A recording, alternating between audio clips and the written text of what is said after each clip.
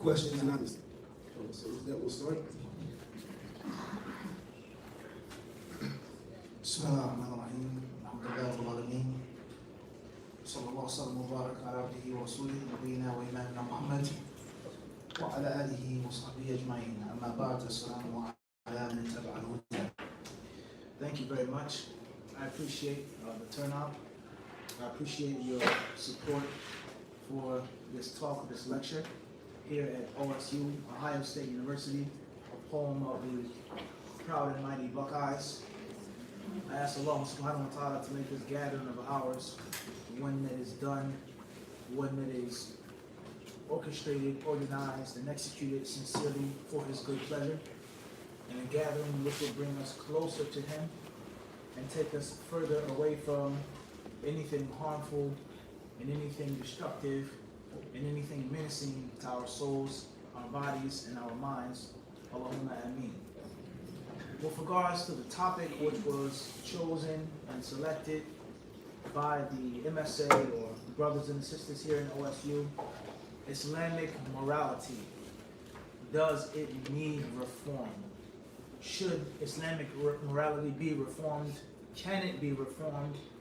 And if so, or if it should, on what level, scale, how, etc.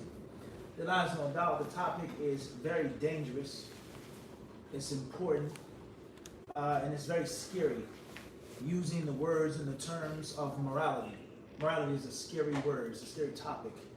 And some of the greatest atrocities have been made in the annals of history in the name and under the guise of morality. And one of the reasons why it's such a scary word or term, so dangerous, is because it's often extremely difficult, if not impossible, to give an accurate description and defining line of morality. You're eating salad. To me, that's immoral. Another person says that's perfectly fine to eat salad. One person who eats meat, it says that's rabbit food. And another person says, for you to eat meat, you're a carnivore, that's savage, it's harmful to your body.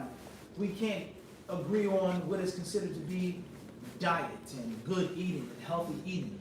Everyone understand the example that I'm trying to make? So therefore, because I believe that it's wrong just to eat salad, human beings are not made to be omnivores. Their digestive systems, their teeth, etc. It goes on and on and on. There's no way that we should just eat salad. So now, I'm going to force my will and impose my opinion upon her. Put the salad down, throw it away, get rid of it. Now there's violence. Now there's war. Now there are major problems that come from us not seeing eye to eye on something so simple and basic as food, and vice versa. Those who eat meat, they're unhealthy, it causes cancer, diabetes, it's poisonous, so on, and the list goes on. And then she makes a crusade against me and the other carnivorous meat eaters. So the concept of morality, what it is and what it isn't, is dangerous and it's scary. And that leads to all types of debates and arguments, and oftentimes violence, because we can't agree on what is considered to be moral and or immoral. And inshallah ta'ala, hopefully we'll get into some examples of this with regards to Muslim versus non-Muslim, Islam versus un-Islamic, in which they consider this act to be immoral, and they consider this act to be moral. And this is a cultural norm, and this is a cultural atrocity or monstrosity. It's a huge problem. Then we have the concept of reform. Reform is another scary and dangerous word. And I'll repeat the exact same sentence that I just gave you. Some of the greatest and most horrid atrocities in the history of humanity have been made under the name and the title of reform. Killing, murder, rape, pillaging, colonizing, thievery, because we need to reform. And it isn't something that you have to go 100 years ago, 200 years ago. You can go 10 years ago, 15 years ago, 50 years ago. Some of the most horrible wars and invasions have been made under the name of reform. And this continent needs to be reformed. This country needs to be reformed. This holy crusade needs to be made because there is a reform. And then we have the concept of Islam. Islam being a religion, and Islam being a way of life and being a faith. Whenever we talk about reforming something that's supposed to be a religion, it's extremely dangerous now. Especially a religion such as Islam, in which the followers and those who observe and adhere to this religion believe that it is knowledge, information, studying wasn't how it is now. And it's a product of things being reformed. And that's because people at the time, they believed that men and women were not equal. People at the time may still do believe that people of a certain ancestry or race or color, they were equal. And this race was superior and that race was inferior. Or of class, even deeper than race. And that's another major historical fallacy that people throw down people's throats. When we talk about slavery and prejudice, it was just based off of skin color and race. That's not accurate. But it was also sometimes based off of caste. You being noble, you being an aristocrat, and you being a peasant. Regardless of what your skin looks like, and regardless of your features. It wasn't like this 200 years ago. You didn't have the nobles and the aristocrats sitting in one room at one table with people who were considered peasants. It just didn't work like that. Peasants and nobles never mixed. They didn't mix like this. But there was reform. All right? Oftentimes that reform was peaceful, and oftentimes that reform was utterly violent and extremely violent. And the men and the women who fabricated those wars and those confrontations, they were totally convinced with the validity of their theory and philosophy, is that we need to reform, and the only way of reform is through violence. There was a very popular person, a very instrumental person, I won't mention his name for a few reasons. You can read about it in your school textbooks and things like this, who was considered to be one of the greatest revolutionaries of the 20th century. You'll find him online in the books. He said that revolutions are made through iron and blood. Revolutions are made through iron and blood. Meaning changing, reforming, dominating, and changing the narrative isn't always a pretty simple, peaceful thing. So we have to be careful when we talk about something needs to be reformed, and we need to reform it, and it has to be reformed. You may think about reforming it peacefully, but it doesn't mean that the next person is willing to be as patient and political and diplomatic in reforming. Everyone understand this? So that's first and foremost. Right. Now, what is considered morality? We all know what morality is. We don't need no scholastic discussion and no big fancy words. Morals and morality is a set of do's and don'ts. That's simple. Do's and don'ts. If you do it, you are praised, you are accepted, you are lauded, and you're a good guy, you're a good lady, you're okay. And if you don't do those things, you are censured, and you're blamed, and you're looked down upon. You won't be accepted, and you're considered a bad guy, a bad person, an evildoer. That's what morality is. All right? Merriam-Webster, Oxford, Cambridge, that's what morality is. It's the do's and the don'ts of life. A set of principles which are standards for living. Things that you should and can do, and things that you should not and cannot do, which were accepted. Whether it's religious morals, social morals, political morals, scholastic morals, plagiarizing. I stole your book. I took a paragraph from your essay and I didn't attribute it to you. I didn't quote you. I didn't reference you. I didn't cite you in the footnotes. That's immoral, scholastically. You're plagiarizing. You're stealing. And we call it in the urban terminology, you're biting. You said the sign of the door says no biting allowed. It's one of the most horrible things. It's a don't. You can't take someone else's rhymes. You can't take someone else's poetry and then quote it yourself. It's just immoral. All right? You can't get married at this age. That's immoral. You cannot be in a situation in which you have infidelity in the marriage. That's considered to be immoral. But in another country or another time, another race, or another religion, it's totally fine to do these things. So that's what morals are, and that's what morality is the do's and the don'ts. Whether it is of life in general, whether it is of a religion, whether it is of political or social, etc. That's point number one. Point number two is, many of these points of do's and don'ts, morals and moralities, many people can agree upon. And it's something which is unanimous. From the east to the west, the north to the south, everyone can agree this is a bad thing to do. And everyone can agree this is a very negative thing to do. And everyone can agree you are considered very low and base if you did this, let alone did it publicly, let alone continue to do it. And then many other principles of morality and do's and don'ts, which is a great difference of opinion regarding. A great difference of opinion. Walking in your house with shoes, praying with shoes, eating with shoes. It's a huge difference versus someone who comes from Nebraska versus someone who's in Japan or someone who's in Somalia. It's an insult to enter my house with your shoes. A slap in the face to eat with shoes. It's an insult for you to eat with a knife and a fork. A knife and a fork is considered to be violent and volatile. You're stabbing and poking and cutting and slashing at a piece of meat. You're supposed to eat with your hands. It's natural. Or eating with your hands is considered like a savage, like an animal, eating uncouth, uncivilized. You're supposed to eat with chopsticks. Wood is natural. Wood is peaceful. Wood shows style, dexterity. You have skill. And that's why people eat with chopsticks and they don't eat with silverware. And they look at people who eat with silverware to be savage and brutal. Okay? And then you look at the cultural reflections and how it reflects violence and aggression versus peace and inner peace. Because they differ on these principles. So there's certain things that people agree on with regards to moralities. They're unanimous. And there are other things which people do not agree on, which are considered to be moral or moralities. Everyone understand this? Now, one of the most important events of the 20th century, or not even the 20th century, excuse me, that's wrong, of our modern times, in which we live in its shade in the 21st century, was the French Revolution. The French Revolution, life in the world was never the same afterwards. I'm sure each and every one of you read about the French Revolution and the famous Madame Guillotine, okay, and what happened and what took place in Western Europe and how it changed the course of the whole entire modern world, the French Revolution. French Revolution was a concept of reform.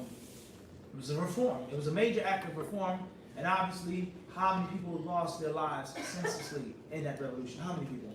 How many thousands of people had their heads taken off by the guillotine because of reform? And they differed on moralities, norms, do's and don'ts. We believe that people have the divine right to rule. The king is mandated by God. The queen is mandated by God Almighty. And we believe that the king and the queen are corrupt and they're evil. And the monarchy is bad and negative, and the people should choose their leader. And they should vote for their leader. And they should have the ability to remove and to replace their leader as they see fit. Obviously, the two classes didn't agree. They couldn't see eye to eye, and then came the guillotine. Because they didn't agree on these basic principles. So we have to understand that humans agree on things of different religions, Muslim, Jew, Christian, Hindu, Buddhist, whatever faith you have. And there are other principles which Muslims of different, people of different faiths don't agree. And of different races and different continents don't agree, from the east to the west, so on and so forth. So very important, first and foremost, is defining morality.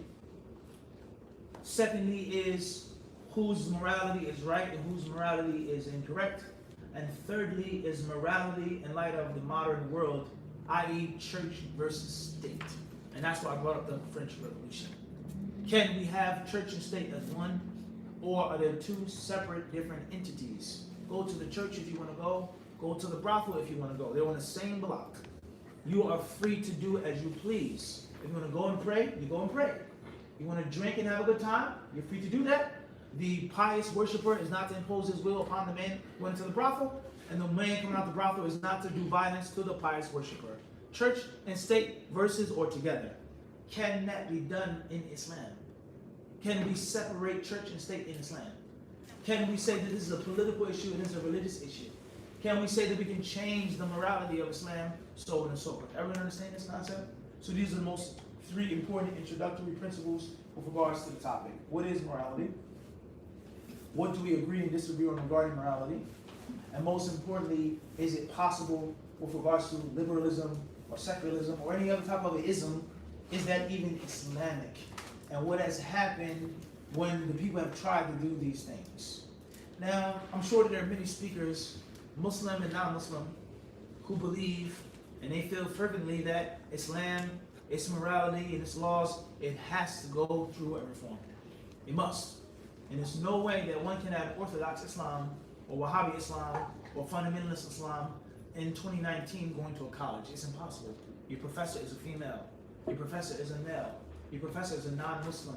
Your professor is of this race, of this, so on and so forth. It's impossible for you to live in the United States and have this rigid set of principles of what you can and cannot believe in, what you can and cannot do, so on and so forth. So it has to go under reform. So there are writers and thinkers and theologians and doctors and professors. Most clearly say Islam and the morality that needs to be changed within Islam. Everyone understand this? And then there are thinkers, writers, doctors, professors, speakers, lecturers, orators who say, and they're Muslim and non-Muslim alike, those who profess Islam and those who say they are Muslim, who say that Islam needs no change in its morality, and rather it's impossible to remain a Muslim and talk and discuss of anything of change. And the moment a person brings up the word change in Islam, then he can no longer be a Muslim. Changing Muslims, possible. Reforming Muslims, possible. Reforming the countries in which they are predominantly inhabited by the Muslims, the Middle East, North Africa, Eurasia, Turkey, possible. But changing Islam, impossible. And the moment you try to change Islam, one of the two must win. One of the two has to dominate. And there's no way that there can be a stalemate or a tie. In this wrestling match, someone is going to get slammed down and choked, and someone has to tap out. There's no way that both can fight and walk away peacefully.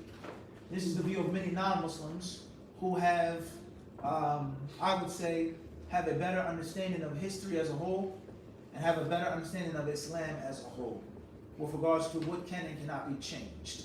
Now, there was a famous statement once of a thinker, I believe in the 60s, I'm not too sure. I think that he came to the United States to visit.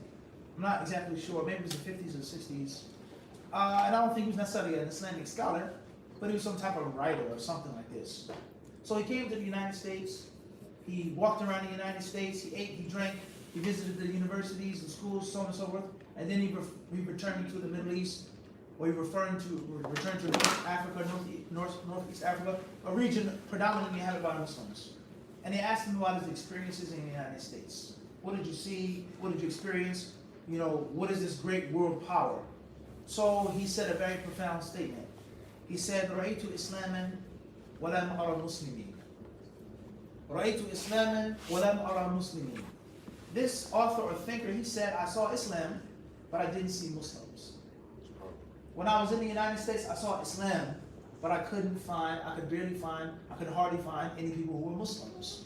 Meaning, in his eyes, in his opinion, in his view, he saw justice. He saw equality. He saw no distinction between race and class and gender. He saw opportunity. He saw fairness. He saw development. He saw investment. He saw science. He saw. But he didn't see no one named Ahmed or Abdul Ilah or Fatima Zahra or this. He didn't see none of those people, but he saw the teachings of Islam. So this is a profound statement, and it pertains to our topic in a great deal. And that is, if you want to reform Islam, that's one discussion. If you want to reform the Muslims, then that's a different discussion. If you want to reform both, then that's also a third discussion. And obviously, each of those discussions has its own level of ease and difficulty, and its own level of reality versus fantasy. In which you're talking about changing a religion of 1400 years, and that has gained such popularity because of its distinct nature. And now you wish to make it like all other faiths and religions that don't share that distinct nature and make them all equal and keep the religion. Fantasy versus reality. What's realistic, what's possible, what is a big word, reforming Islam. Versus the Muslims, those who claim to follow this religion, believe in this religion, adhere to this religion, love this religion. Can they be reformed? Should they be reformed? And to what level? And what is the amount and the percentage of the woes and the evils of the Middle East and of North Africa and Eurasia with regards to it being the fault of their religion or just their own personal fault with regards to the military, social, economic, and the list goes on those different issues. How much can the Muslims say it has nothing to do with Islam? I would understand this argument here. The backwardsness of many, if not most, unfortunately, Muslim countries. Some people say it's because of their religion. And therefore, that religion needs to be reformed. And others, they may say, no, you can't blame it on the religion, but it's the fault of the Muslims. And in actuality, it's because of them not following the pure teachings of Islam. And if you want to reform anything, that's what needs to be reformed. The mindset of the followers and returning to the pure understanding of the religion. Or a person may take a mixed approach and say, I believe that there are some Islamic principles and rules which are faulty or at best outdated, but not blame the whole entire religion and say that the whole entire religion is going to be reformed or has to be reformed, or big huge chunk of it being what? reformed. Everyone understand this principle here? Type. And obviously each of those three discussions is a separate what? A separate discussion. Everyone understand this or not? And I think that this is a great summary in all those best of much of, if not most of, what you'll find on the bookshelf. When you talk about the Middle East, you talk about the Arab mind and these books and these discussions, CNN, these types of Jazeera, BBC discussions, most of it is going to come in one of those three categories. There are those who left Egypt. There are those who left Somalia. There are those who left Kuwait. There are those who left this country, that country. They studied in France, studied in Germany, studied in Italy, studied in the United States, and then went back and said we have to change everything about our lifestyle and our creed. Or those who went back and said our lifestyle and our creed is supposed to be pure, but we've strayed from the pure teachings. And unfortunately, there are those who take a bit of this and what? A bit of that. Everyone understand this? Most of what you find talking about this topic is going to orbit around one of those three things right there. Everyone understand this? With regards to women and men. Are women equal to men? Are men superior to women? Do women have rights to do this? Do they have the right to do that? That is the creed of Islam. Or those who may say, no, it has nothing to do with Islam, but it's the Muslim men who are chauvinistic. And the Muslim men will oppress women and suppress women, so on and so on and so forth. Everyone understand this? The other day I was reading a book, and in this book, the author, he said that the reason why the Muslims in the Muslim countries are so behind and they're so backwards is because they don't give any status or regard or respect to women. And any nation that looks at a woman as being subhuman or being a piece of property, something on the shelf to be picked up and put back, is going to suffer and be behind the modern world. Okay, so let's analyze this statement. Number one, what does Islam say about women? Does Islam subjugate women? Does Islam make women subhumane? Does Islam make men superior and dominant to women? Yes or no? Maybe, maybe not. But we have to deal with the facts. And one of the most common examples that people use out of ignorance for the decade mithlu how they don't gain, they say that the male deserves a double portion of the female. When we talk about inheritance, that is not an absolute rule. There are certain instances in which a woman inherits and a man inherits nothing. There are certain instances in which it differs and it varies. It's not just that simplistic and mundane that a man always inherits double the portion of a woman, let alone the fact the responsibilities and the duties that a man is responsible for that a woman is not responsible for. I'm not here to discuss this in detail. I'm trying to make a point. He's blaming the backwardsness of the Middle Eastern countries on the faith of Islam and the legislature of Islam and the morality of Islam. And that is Islam is totally against women. Then the writer, he said that it wasn't until France and Germany and Italy invaded the Horn of Africa, invaded North Africa, invaded the Middle East, took over this country, dominated Indochina, and it brought its civilization, its technology, its culture, and its Western reform that those Muslim countries had something. And that's obviously a lie, but the average reader is going to be fooled by it. Wow, it kind of makes sense. My mother did migrate here from Afghanistan. My father is Kurdish. In our country, I couldn't go to school. I have a PhD here. I have a big house. I have a car. I have health care. I walk down the street at 1 a.m. at night and I'm safe. No one will bother me. But I can't walk down the street in my village in Kurdistan or Afghanistan without a man trying to kidnap me and take me as his slave and capture his prisoner, etc. So maybe that is true. But when France invaded the country, and Germany went to that country, and England came to this part of the world, what was the status of women? Did women enjoy the status that they have now in the Western countries? Obviously, anyone who knows history would say no. They still were differing. At this point in time, did women have souls? Does a woman have a soul? This is a historical fact. Does she have a soul or not? They still had the concept of inheritance, last name, property, divorce, and the list goes on, forced marriages. So that premise is totally false. Everyone understand this? When they conquered those Muslim countries, women still were treated way beneath what the women were being treated or how they were being treated in the Muslim countries. So obviously, that's incorrect. And nothing debunks that more than actual history, the facts. Everyone understand this or not? Type. So therefore, enough of that. Let's discuss some moralities in Islam. And let's ask ourselves objectively, do they need to be changed? Who can give me an example of something which is a moral or an aspect of morality in Islam? You can raise your hand if you want to. What's something that is from moral character in Islam? according to the pure teachings of Islam, not culture. Not culture. Pure teachings in Islam. Quran and Hadith. Anybody? Respecting your neighbors. Say that again? Respecting your neighbors. Respecting your neighbors. Okay. So Islam teaches us to respect our neighbors. What if they're not Muslim? Respect your neighbor. Okay. Anyone else want to give an answer? And Don't steal. don't steal. Even if you have the ability to steal? But what if it's nice and is you know, you can take it, no one will find out. You shouldn't steal, right? Okay. You should not steal in Islam. Even from a non-Muslim? Or don't only steal from Muslims? Not to steal. Okay. Anyone else? Charity. Charity. What does that mean? What's charity? Okay. To give charity? But it's your money. Why should you give it to me? You worked for it. You inherited it. The poor are made to be poor. The rich are made to be rich. Why should you give your money to someone else? Right or wrong?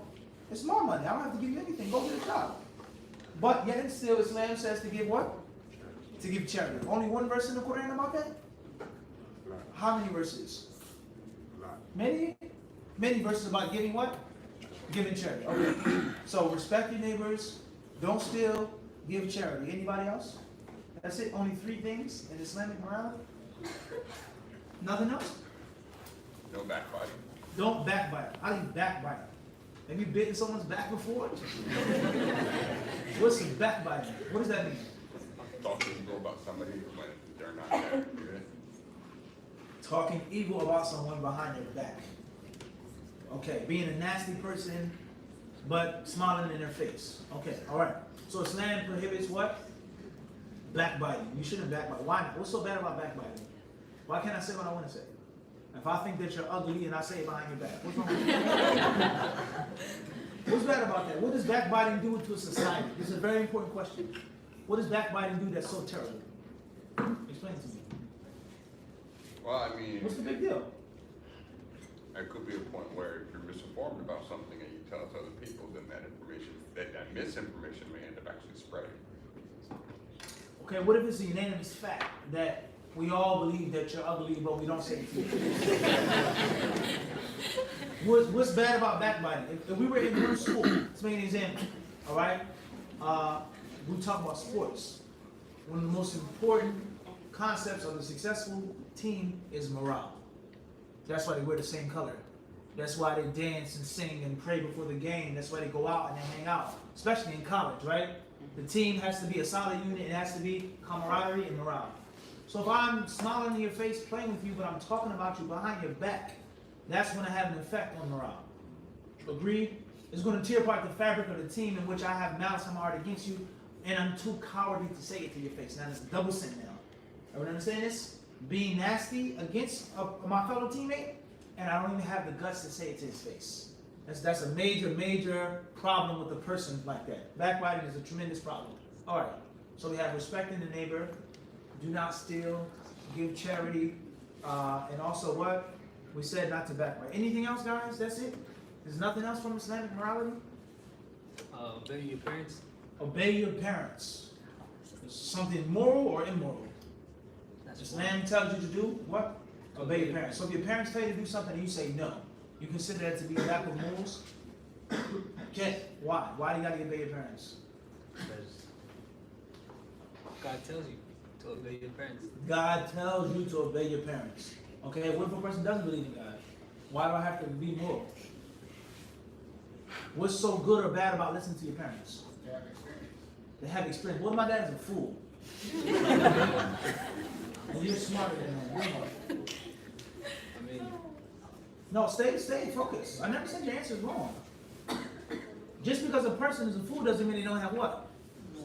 Experience. Don't ever forget that. A person, he can have a ton of experience, but just don't follow it. I'm not smart enough, I don't have enough control, but I know, I've been through life. Everyone understand? That's an established fact. That's an established fact. A fool could tell you a piece of wisdom based off of experience. So therefore, someone, because he's 20 or 30 years older than you, he's been through life. He's been through the things that you're thinking about going through. But it's something deeper than that, though. How about the fact that your parents have done so much for your comfort, for your pleasure, for your joy? Most of you in school, not all, but I would say most of you are only in school because of your what? And there's sacrifice, physical, financial, so on and so forth. My father used to work on the streets. My father used to do this. My father used to sell this. My father used to have a fruit stand. And he sold fruit for 18 hours out of the day just for me to get a scholarship and go to school. Because in his village, he couldn't study. He had to take care of me. You understand? So it's basic morality. Anything else? Nothing else of the morality of Islam? Fidelity. Fidelity. What does that mean? That's a big word, fidelity. Not cheating on your spouse. Not cheating on your spouse. What's so bad about cheating on your spouse? This is a serious question for us to understand this. Why is it so bad? What happens when I cheat on my spouse? You break trust. You break trust. Break This the man or this woman trusts you. What happens to a society in which there is no trust? What contracts can we make? What dealings can we make? What can we do? We can't trust each other. Or It breaks up the family. it breaks up the family. How does it break up the family?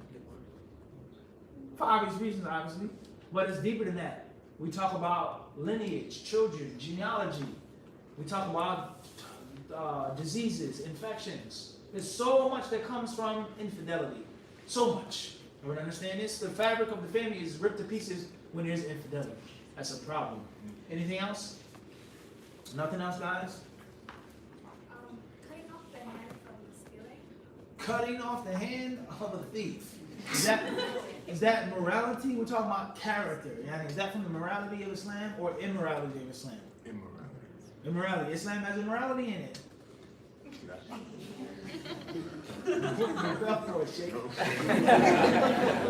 We want to talk about here, and don't be scared to answer, we want to talk about here the things of character, because we're not talking about the Sharia law, that's another discussion.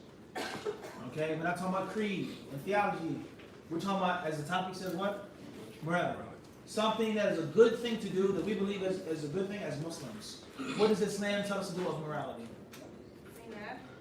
To make zina? No, something that's immoral. Not to make zina. That's the answer. To avoid adultery and fornication, similar to the infidelity answer. So there's many, many other things, guys. How about being honest? How about being humble? A person of knowledge, of strength, of wealth should be what?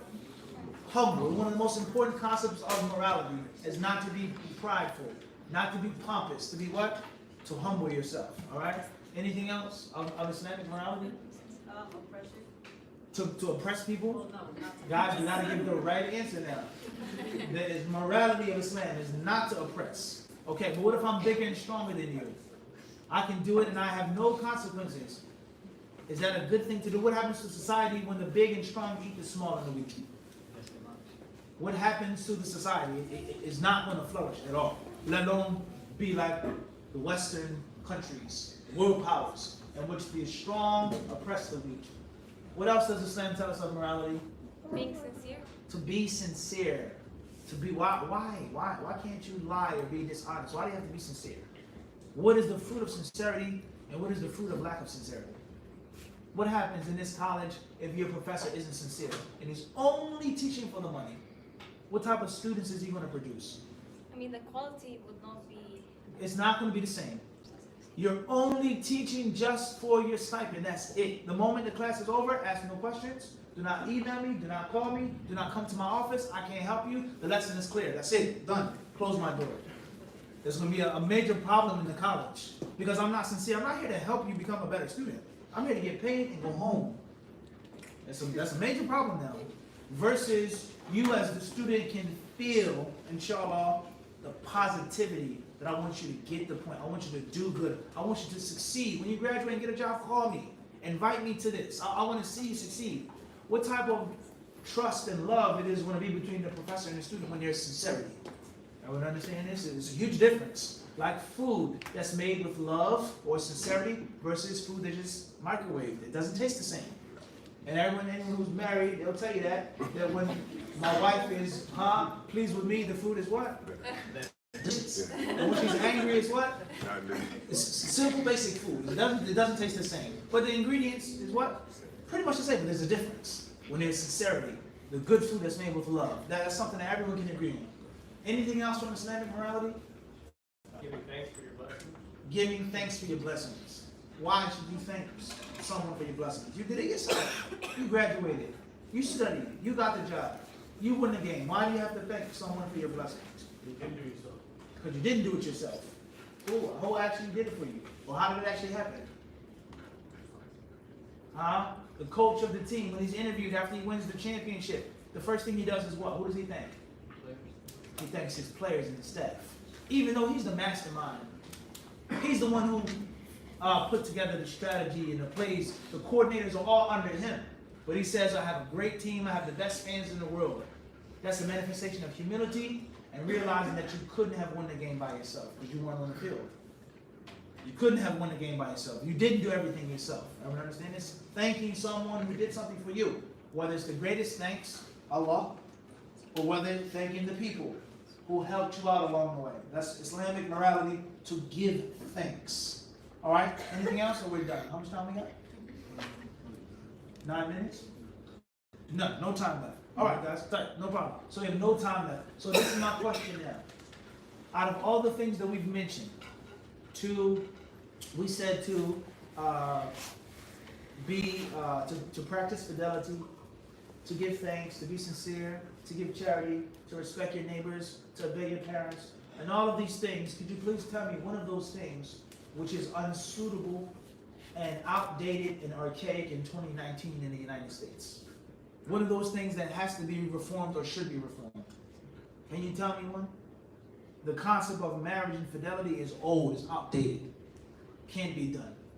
How can you say something like that? Even if you don't believe in marriage, which many people they don't believe in marriage. And they believe in, I can just have a girlfriend or boyfriend. We're happy, I come home, she comes with me, I take care of her, we look after each other, but there's no ring, there's no marriage.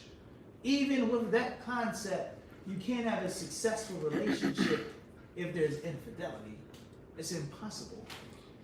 You can't have a successful business structure if there's no trust. You can't raise a child if the child shows no respect to the parents. Everyone understand this? What would life be like on this campus if I blast loud rock, heavy metal music at 2 a.m. and you're studying for an exam? And I throw pizza boxes in front of your door. And I have people smoking and drinking and dancing and partying at all hours of the night. What type of neighbor would I be for you? Could OSU thrive? Could it flourish? So what from Islamic morality of these examples that we've mentioned has to be reformed, in which it cannot be practiced in the modern Western world today? Tell me one of them. Which of them is totally outdated? Ahmed, which one? You no longer should respect your neighbors because we live in 2019. There's no more Islamic caliphate, so therefore it has to be changed. No more respecting of neighbors. Everyone understand this concept? Creed, Sharia law, that's a different discussion. That's a what? It's a different discussion. It's just to mention about cleansing off the hand of the feet. That's what? It's a different discussion. We're only talking about morality. Let alone the fact that we can't even agree and disagree on what it is and what isn't. Morality. Everyone understand this? And many things that we differ on, if we actually vote them down, we find that we agree on more things than things over which we differ. In reality, if we actually sat down and made a questionnaire of do's and don'ts of the campus, black, white, yellow, red, green, most of the things would be a green check than a red X. In general, with regards to what? Morality. Basic do's and don'ts being in a college. Y'all understand this? So saying that Islam and its morality needs to be reformed, I think that question and that thought and that argument needs to be reformed and rethought. Allah surely knows best. Thank you very much for your time, for your attention, for your respect. It's a difficult, rocky topic with a little bit of time. Hopefully we've successfully shed some light upon it, and most importantly, allow you to think about it further, read about it further, and create your own view and opinion on it, which is correct and accurate, and all praise is for Allah.